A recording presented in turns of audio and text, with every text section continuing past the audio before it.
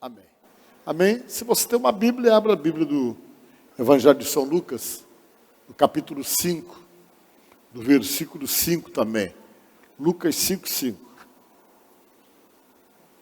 Está escrito assim. Respondeu-lhe Simão, que era o Pedro, né?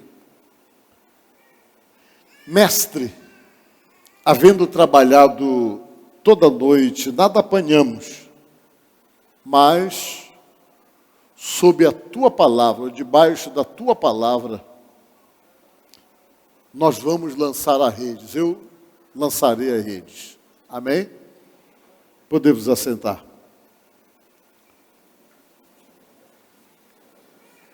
Quero conversar com vocês e quero contar essa passagem da Bíblia, do Novo Testamento, que eu acho uma passagem que mexe muito com a fé da gente, com a maneira de nós olharmos as situações. Porque todos nós, eu falei um dia desse aqui, que nós temos uma tendência de medirmos as situações pela nossa capacidade natural das coisas. Quando você percebe que aquilo que você quer, ou aquilo que você busca, ou aquilo que você necessita, está fora de um alcance natural seu, daquilo que você de fato entende que você pode conseguir, a primeira reação é desânimo. Você para, pensa, não, eu já medi toda a situação, e depois que eu fiz essa medição, a leitura que eu tenho do que eu estou vendo é que não dá para mim. Isso é alguma coisa que eu não tenho como, é algo inalcançável, é algo inatingível. E nós temos muito essa forma de medirmos as coisas e às vezes sermos tomados por esse sentimento de impossibilidade diante daquilo que, de repente, faz parte de um desafio para nós.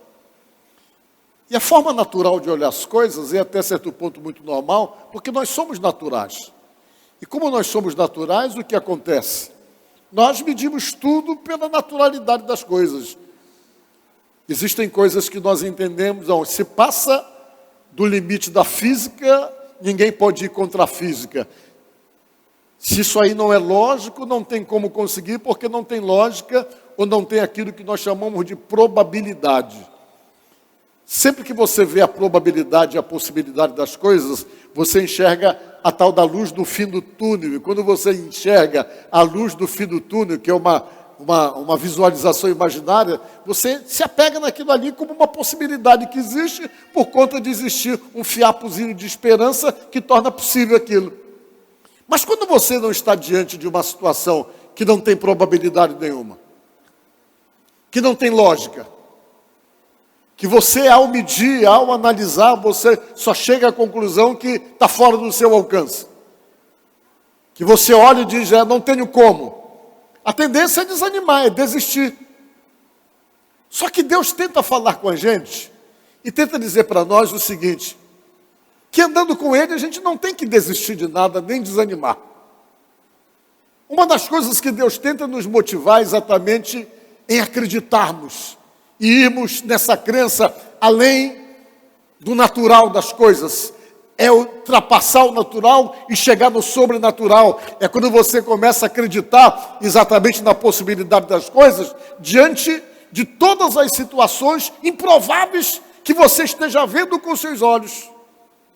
E a Bíblia tenta fazer você romper essa barreira do natural. A palavra de Deus tenta fazer você acreditar exatamente de uma forma ilimitada naquilo que Deus é capaz de fazer. E quando você começa a ultrapassar essa barreira natural das coisas, você começa a ter uma visão que quem olha você do lado imagina que você é maluco, que você é um visionário, que você é um empolgado, porque não consegue entender que quando você está exatamente atrelado a Deus ou ligado a Deus, você começa a acreditar na possibilidade das coisas, não medindo nada por aquilo que você é capaz, não medindo nada pela tua força, mas você começa a acreditar no sobrenatural exatamente por crer naquilo que Deus é capaz de fazer.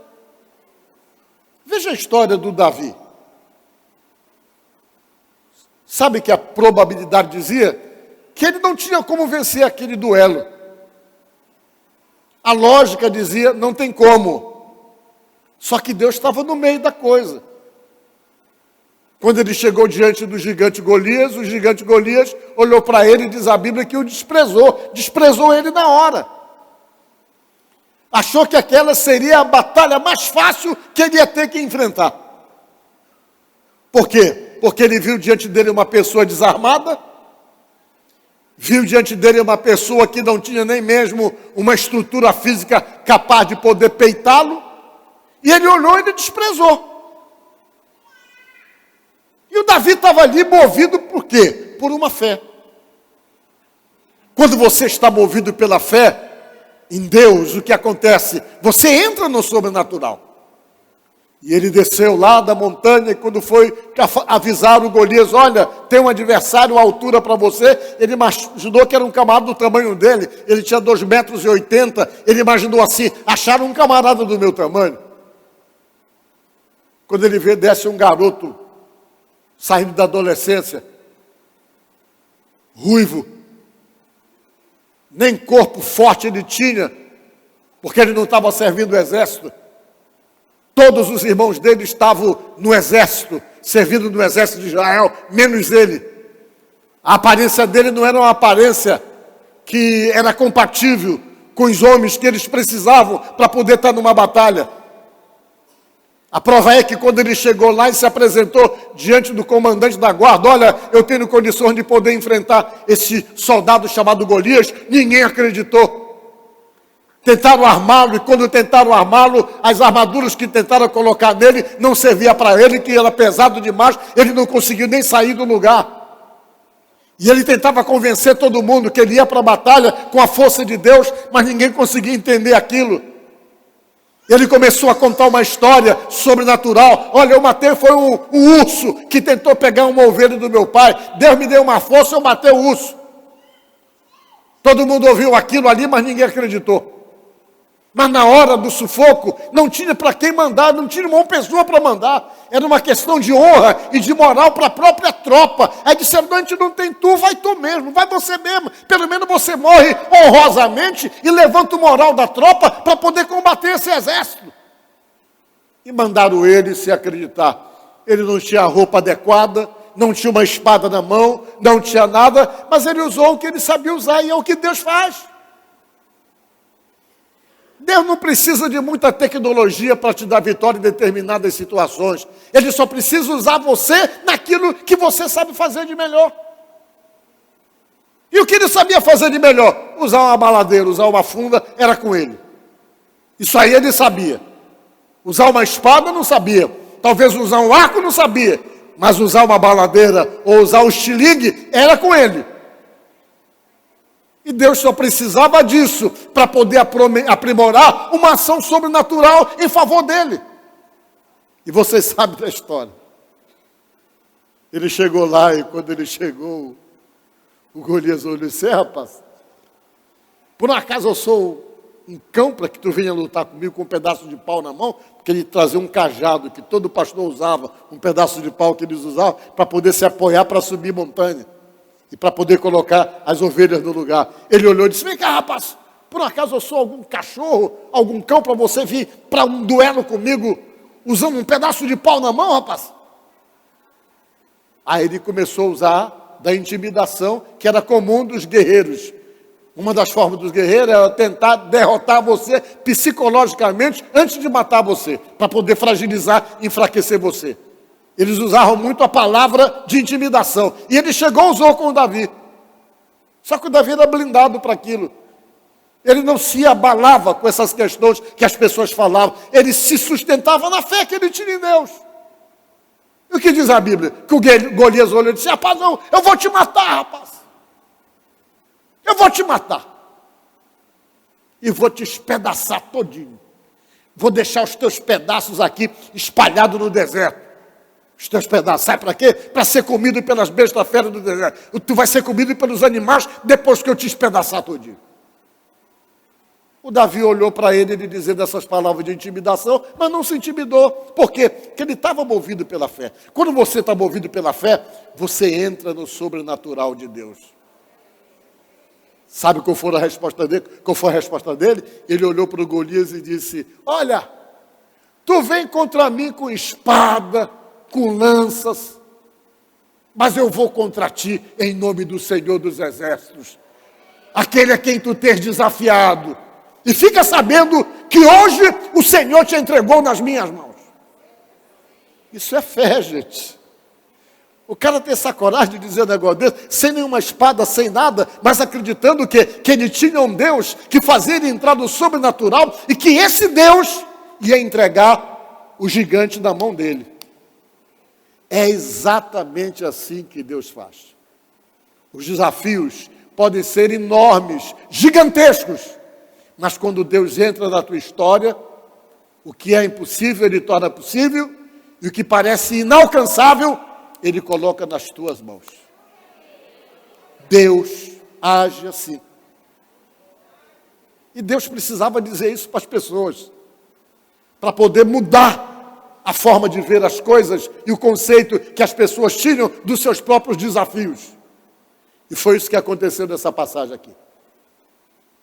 Jesus estava pregando no meio do lago de Genezaré. Ele aproveitou na beira da praia ali. Jesus gostava de praia, né? A gente vê direto ali da Bíblia, na beira da praia. Ele estava lá na praia pregando.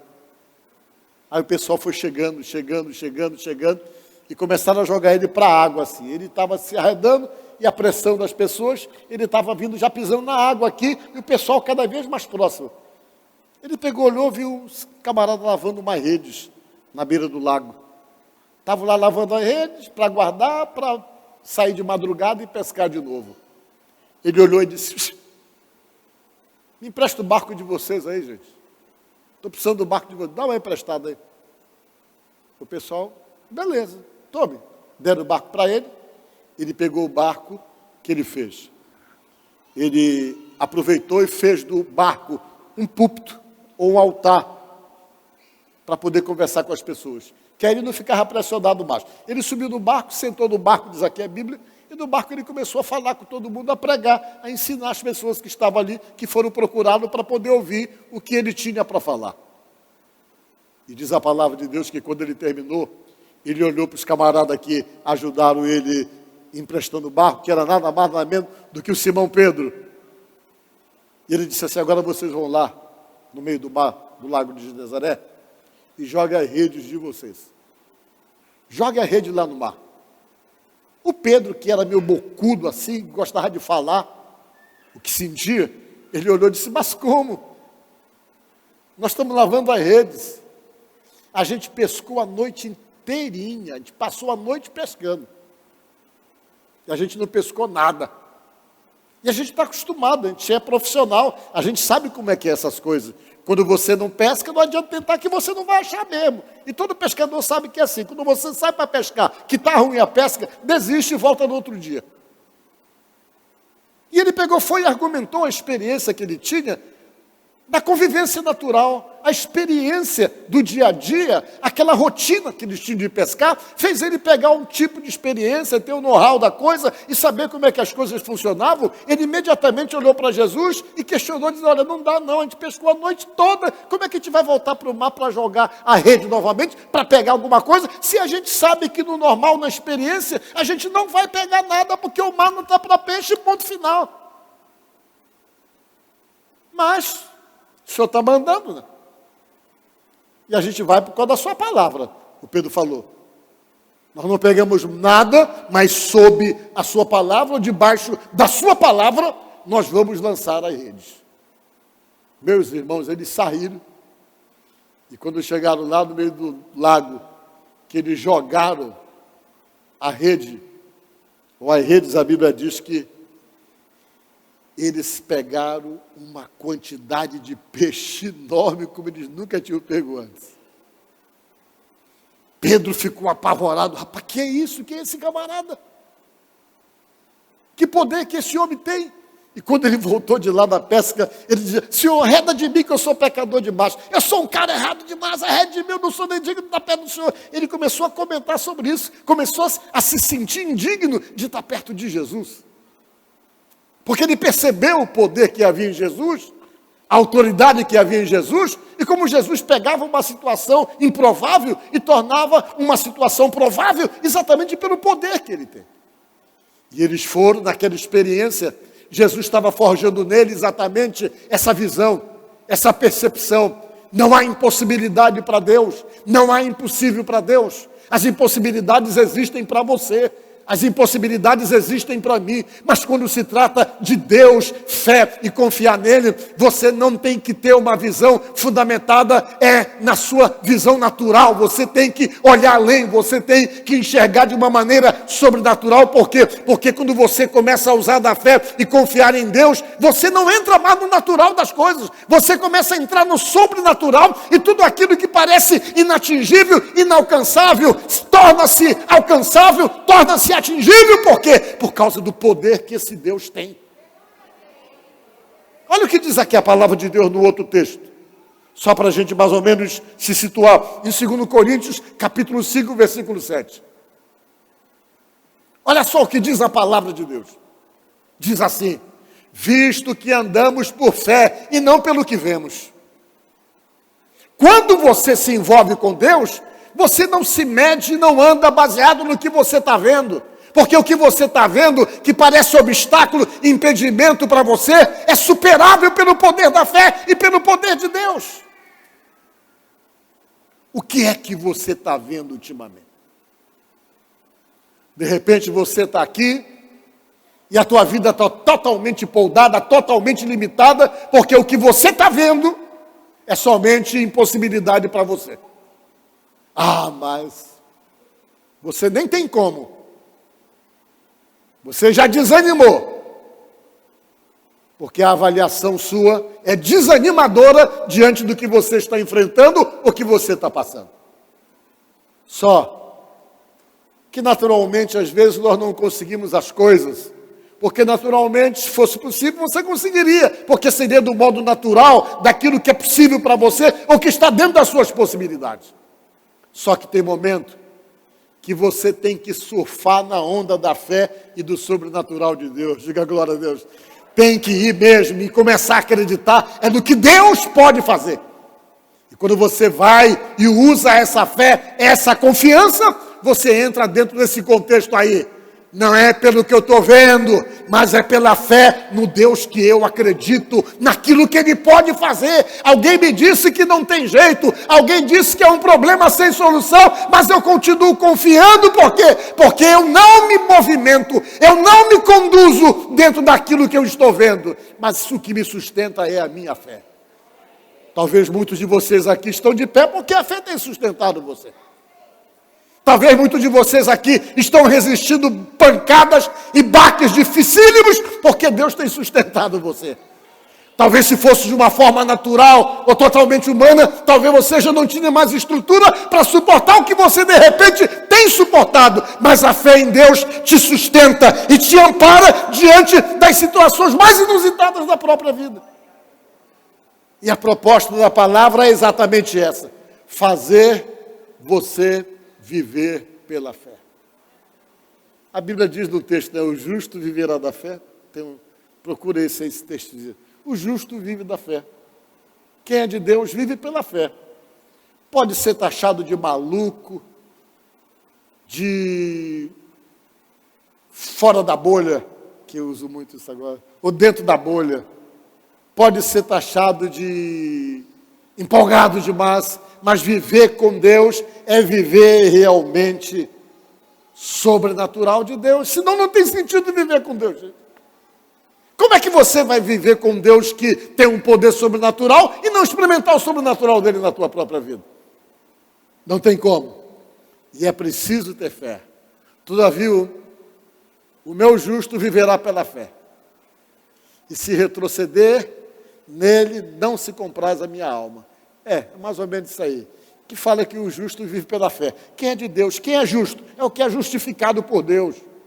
está envolvido com Jesus, que foi lavado, que foi purificado, ele começa a viver pela fé. Ele se torna um visionário da coisa, começa a acreditar. E Deus vai e começa a honrar com o seu sobrenatural. Então, nesta noite, se porventura você está aqui desafiado por alguma situação, por alguma questão que já disse para você, não pode, não tem jeito, não tem como, e você, quem sabe, está muito condicionado a essa ideia de recuar porque você não tem como. O que você olha é muito difícil, e você já parou de sonhar, parou de criar expectativas dentro de você, porque o que você está medindo para você é tudo impossibilidade diante da sua visão natural das coisas. Que hoje você saia daqui sabendo de uma coisa: eu cheguei no meu limite, mas Deus, que eu acredito, não tem limite. E eu vivo pela fé. E se você vive pela fé, não é pelo que você está vendo. Porque de repente o que você está vendo só desanima você. O que você está vendo só te confronta a um pensamento. Não dá, não tem como, não sei como vou fazer. Talvez é isso que você pense, pelo que você está vendo. Só que a palavra está dizendo que você não vive pelo que você vê. Se você vive pela fé, é o poder de Deus, é o poder de Jesus. Amém? Portanto, que Deus abençoe você, que Deus ajude você no nome de